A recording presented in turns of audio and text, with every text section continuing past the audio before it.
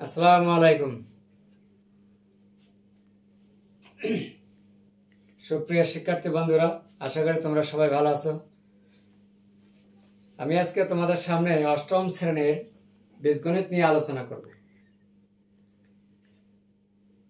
এবার যারা অষ্টম শ্রেণীতে উঠেছো, গতবার তারা ক্লাস 7-এর সপ্তম শ্রেণীতে ছিলেন, কিন্তু আমি জানি সপ্তম শ্রেণীতে যখন তোমরা পড়েছো, গণিত সম্পর্কে তেমন একটা তোমাদের পড়াশোনা ছিল না। তাই বর্তমান তোমাদের যে পদ্ধতি, আগের পদ্ধতিটা আবার চলে এসেছে, সেই সাপেক্ষে তোমাদের অনেক সমস্যা, অনেক তোমরা পিছিয়ে আছো। এতে কোনো ভয়ের কোনো কারণ নাই। আর গণিত মানে তো অবশ্যই সূত্র, আর গণিত মানে বেসিক ধারণা অর্জন। গণিতের যদি তোমাদের বেসিক ধারণা যদি ক্লিয়ার না থাকে, তো সেই ক্ষেত্রে একটু গণিত বুঝতে সমস্যা হয়। তাহলে আশা করব তোমরা বেসিকটা যদি ক্লিয়ার করতে পারো, তোমাদের তাহলে গণিতের কোনো সমস্যা হবে না। এর জন্য আমি তোমাদের প্রত্যেককে বলবো, ভিডিওটি একটু না টেনে তোমরা যদি শুরু থেকে শেষ পর্যন্ত ধৈর্যের সাথে মনোযোগ সহকারে দেখো, আশা করব তোমরা খুব সহজভাবে বুঝতে পারবো। তা আমি তোমাদের সামনে আজকে অষ্টম শ্রেণীর বীজগণিতে বর্গ কিভাবে নির্ণয় করা হয় তা আমি ভিডিও ক্লাসের মাধ্যমে তোমাদেরকে দেখব। তোমরা ততক্ষণে আমার সাথে থাকবে। তো চলুন, আমি দুটা অঙ্ক লিখে রাখছি বর্গ নির্ণয়। আর বর্গ নির্ণয় করতে গেলে এখানে যে সূত্র, দুটো সূত্র ব্যবহার করবো আজকে আমরা, a + b² a - b²। আর তোমাদের মধ্যে যাদের এখনো এই সূত্র দুটো সমস্যা বা এখনো হয়তো আয়ত্ত করতে পারোনি, আমি তাদেরকে মনে রাখার জন্য বা বোঝার সুবিধার জন্য আমি সূত্র দুটো ডান পাশে লিখে রাখছি। দেখো, এখানে 1 নম্বরে আছে a + b² সমান a² + 2ab + b²। 2 নম্বরে আছে a - b² সমান a² - 2ab + b²। এই দুটো সূত্র ব্যবহার করে আমরা অঙ্ক করব। তো তোমরা ততক্ষণে মনোযোগ সহকারে এই ভিডিও ক্লাসটার দিকে একটু লক্ষ্য করো, দেখবে খুব সহজভাবে বুঝতে পারছো। তো চলো, প্রথমে আমরা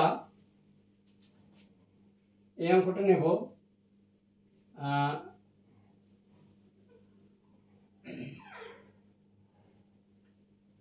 3x + 5y এত এর বর্গ লিখে দিলাম। কিভাবে নেব? আর বর্গ মানে হচ্ছে স্কয়ার। স্কয়ার হচ্ছে ইংরেজি শব্দ, তার বাংলা অর্থ হচ্ছে বর্গ।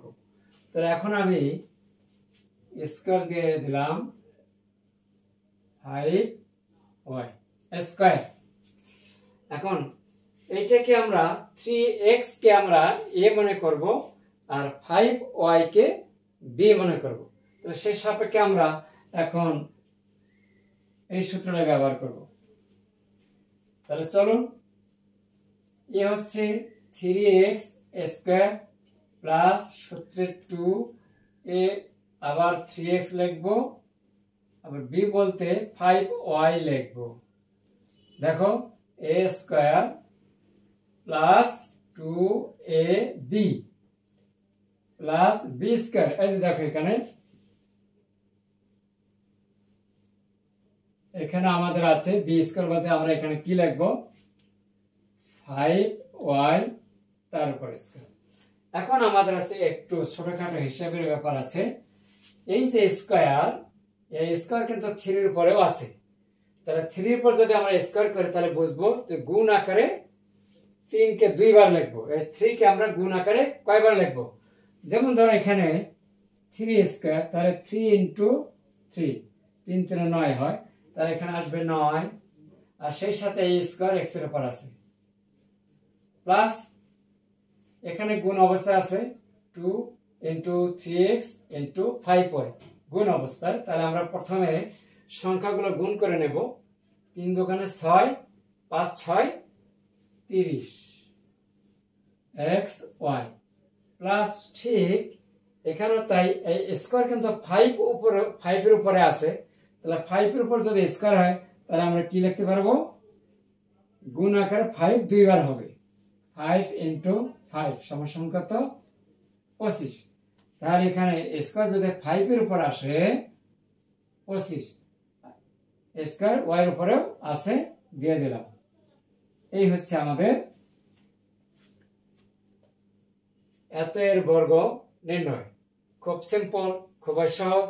তোমরা এই বেসিকগুলো ধরে রাখার চেষ্টা করবে, ক্লিয়ার করার চেষ্টা করবে, দেখবে যে অঙ্ক খুব সহজভাবে হয়ে যাবে। আশা করো তোমাদের কাছে গণিত তেমন একটা কঠিন বলে মনে হবে না। বেসিক ক্লিয়ার থাকলে গণিত খুবই একটা ইন্টারেস্টিং সাবজেক্ট বা বিষয়। এই ছিল আমাদের এই প্রথম অংশে, এটা দেখা দিলাম। এরপরে আরেকটা অংশ নেব হচ্ছে 4x মাইনাস 3y।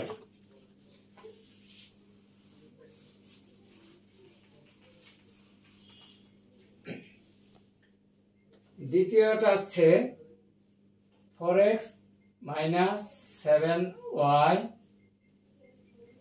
এত এ বর্গ। কিভাবে?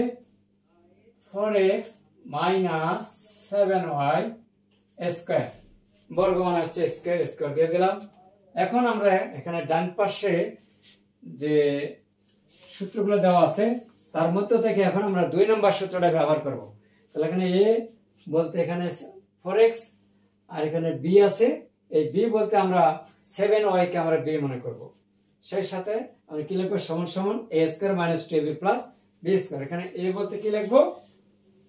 4x মাইনাস সূত্রে 2, আবার যেহেতু এখানে 2ab, a বলতে আমরা কি লিখব? এখানে আবার 4x লিখলাম 4x, আবার এখানে যে b আছে এই b বলতে আমরা এখানে বাম হাতের এখানে আমরা কি লিখব?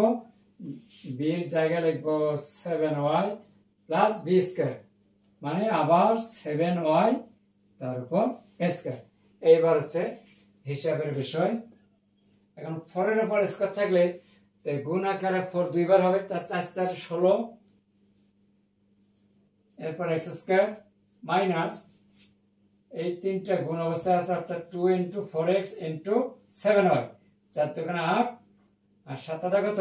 56, 56 সাথে থাকবে xy প্লাস 7 এর উপর স্কয়ার করলে তাহলে 7 গুণ 7, 7 7 49 y স্কয়ার।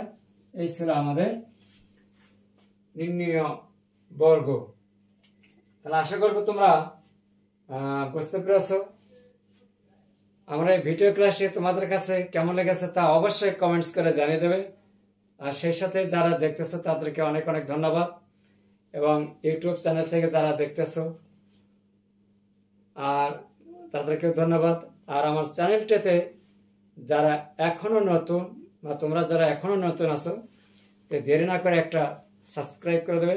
ধন্যবাদ সবাইকে, ভালো থাকবেন, সুস্থ থাকবেন। এইরকম ভিডিও ক্লাস নিয়ে আবার হয়তো সামনে কোনো একদিন আসতে পারি। সেই পর্যন্ত তোমরা সবাই ভালো থাকুন। আল্লাহ হাফেজ।